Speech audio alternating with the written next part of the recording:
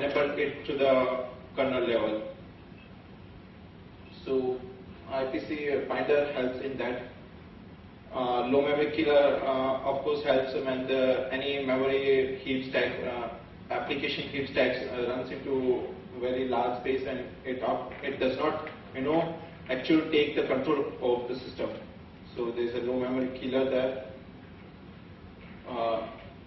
And there is a shared memory space between the applications for the data. Logger driver is used for logcat mechanism. So you can, all the applications use similar logging mechanism. You can use logcat to view the logs of all the applications when they are running in the background. Android debug bridge is used to connect the Android devices with the PC, and you can debug, use GDB and debug the hardware. And there are, of course, hardware-specific drivers as display drivers, camera drivers, Bluetooth, Wi-Fi, telephony, audio. So these are Android has done a few modifications on these drivers. Of course, these drivers will also be very much device-specific.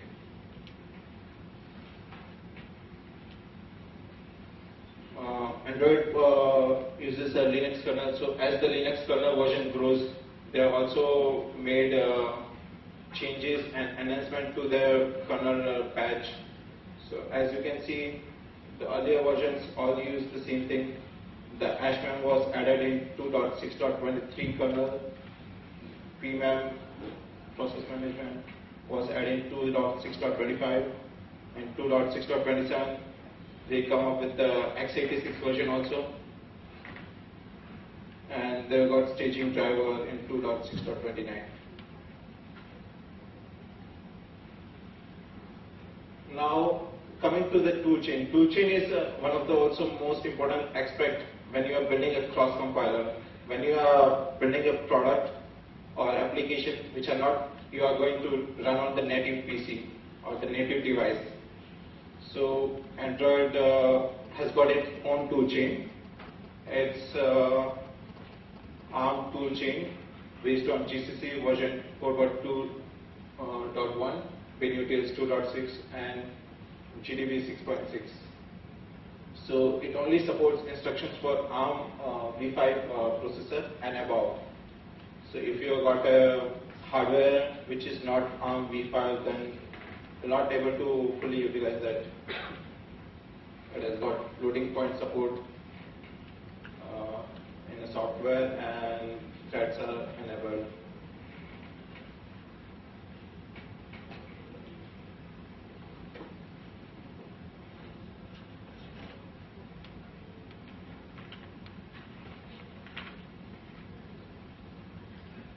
Native libraries. When I say native libraries, there are certain libraries which Android use for as a platform builder. These libraries are C libraries, or there are some service providers, Surface Manager, Media Framework. The code here is in C language, C or C++, but they are not directly used by the application, user level applications. One of them is major one is Barnik. Barnik is a custom libc implementation optimized for embedded. The reason why Android went for the Barnik was, they did not want to want complete libc for the device. One of the reason was libc is very heavy. When you say libc heavy means it's even when you cross compile the complete library, it is of almost 6 MB, and you don't want that much library with each application that your user is going to run. So they have got a custom libc implementation, which is Barnik, based on a BSDC library and with custom thread implementation in that. Also, to keep the code in control, they don't want to use the GPL code in the user space in the framework. keep the small phone. There's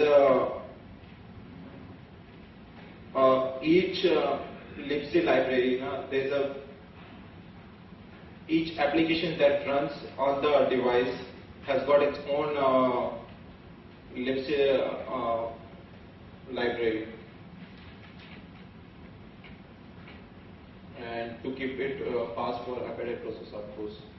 So they have trimmed down so many things which are not, very much useful for the, which are useful for the application if you're developing for the PC, but not useful for the embedded PCs or embedded devices.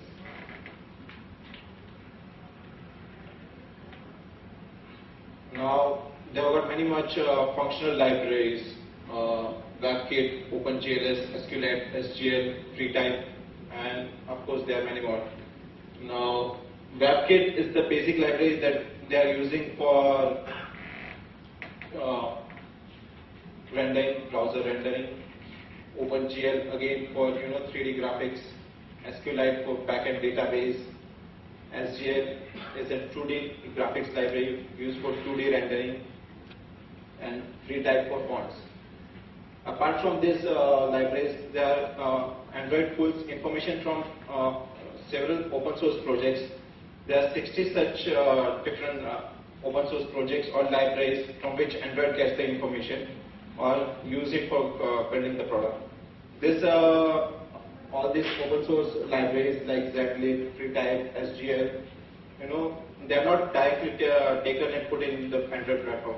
Android has got its own project, so they actually modify it according to the need for the device, keeping in mind what the device will need.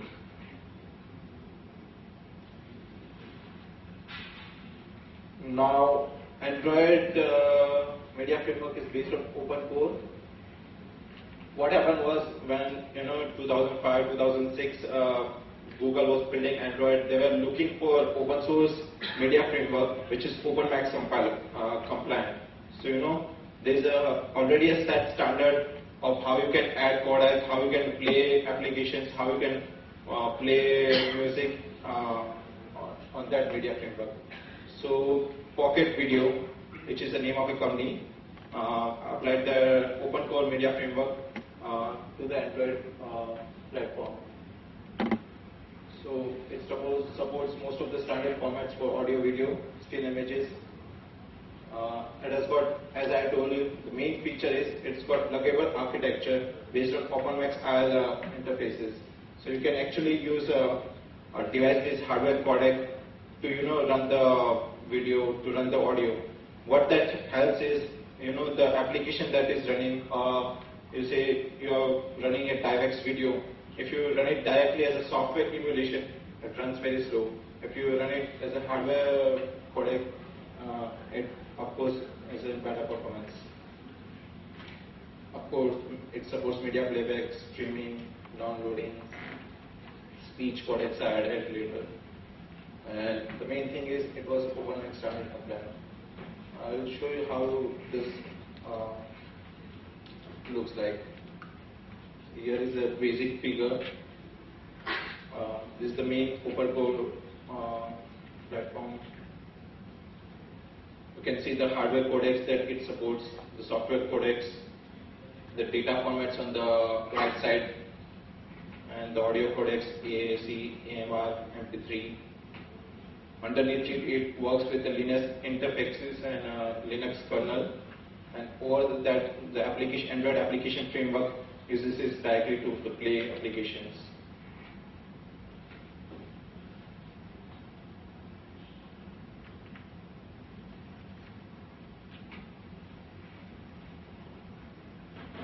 Now coming back to Android framework, there is a separate hardware abstraction layer. Now, why do Android needs or any platform needs a hardware abstraction layer? I'll answer in the case of Android, but it's similar for the other platform also. One of the thing is that it separates the platform logic from the underlying kernel.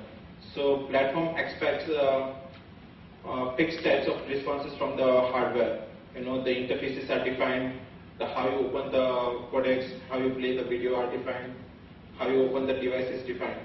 and the underlying kernel or underlying devices drivers are written separately. So you do not want to mix that. You do not want your applications to be modified every time you open a device. Similarly, you don't want to write a device driver for every different types of applications. So that's where hardware abstraction layer comes in. Separates the platform logic, defines how you access the hardware drivers and OSs from the Linux kernel. The main